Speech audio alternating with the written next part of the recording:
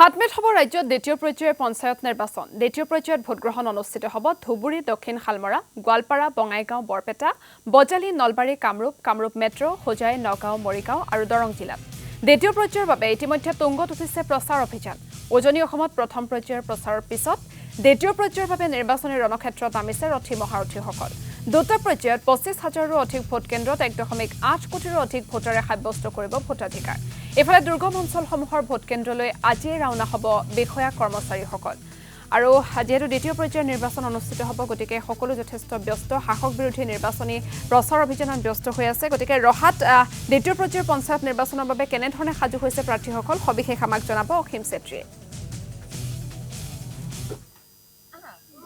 সমাগত পঞ্চায়ত নিৰ্বাচনৰ এতিয়া গৰম বতাহ বলিছে গাঁৱে ভূঞে। আৰু মই বৰ্তমান উপস্থিত আছো ৰহা সমষ্টিৰ মণিপুৰটোপ গাঁও পঞ্চায়ত। আৰু মণিপুৰটোপ গাঁও পঞ্চায়তৰ যিগৰাকী আচলতে আঞ্চলিক পঞ্চায়ত সদস্য পদৰ বিজেপি সমৰ্থিত প্ৰাৰ্থী আছে আছাদুল্লাহ হক, তেওঁ এতিয়া দেখিবলৈ পোৱা গৈছে যে ঘৰে ঘৰে আচলতে নিৰ্বাচনী প্ৰচাৰ চলাইছে। ঘৰে ঘৰে গৈ ৰাইজৰ আশীৰ্বাদ বিচাৰিছে।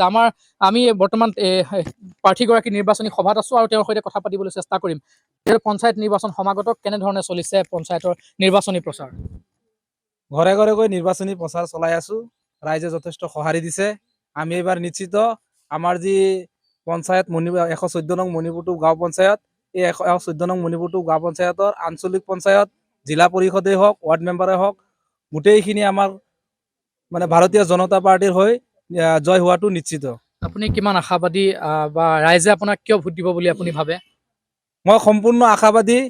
যি জনসাধাৰণে মোক সম্পূৰ্ণ সঁহাৰি দিছে, এইটো কাৰণেই যে ভাৰতীয় জনতা পাৰ্টিৰ যি উন্নয়ন, সেই উন্নয়নৰ প্ৰতি লক্ষ্য ৰাখি যাতে জনসাধাৰণৰ প্ৰতি উন্নয়ন কৰিব পাৰোঁ, বিভিন্ন সমস্যা সমাধান কৰিব পাৰোঁ, তাৰ প্ৰতি সঁহাৰি জনাই ৰাইজে সঁহাৰি জনাইছে। নিশ্চয়, যিহেতু তেওঁ কেইবাগৰাকীও সমৰ্থকক লগত লৈ তেওঁ নিৰ্বাচনী প্ৰচাৰ চলাইছে, আমি এগৰাকী সমৰ্থকৰ কাষলৈ যাম।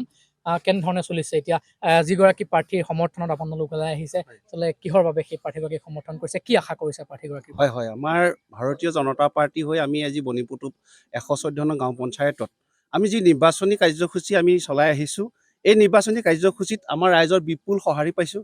আৰু সঁহাৰি পাইছোঁ আমি এইটো কাৰণে আমি ১০০ভাগেই সঁহাৰি পাইছোঁ বুলি ক'ব পাৰোঁ। কাৰণ আমি এখন সভাৰ পাতিলে আমি খুব সাধাৰণভাৱে পাতিলেও ১০০-২০০ মানুহ হৈ যায়। আৰু সেই পৰিৱেশটো আহিছে। আৰু আমাৰ ভাৰতীয় জনতা পাৰ্টিৰ যি উন্নয়ন, সেই উন্নয়নৰ ধাৰাক আমাৰ সকলোৱে বুজি উঠিছে।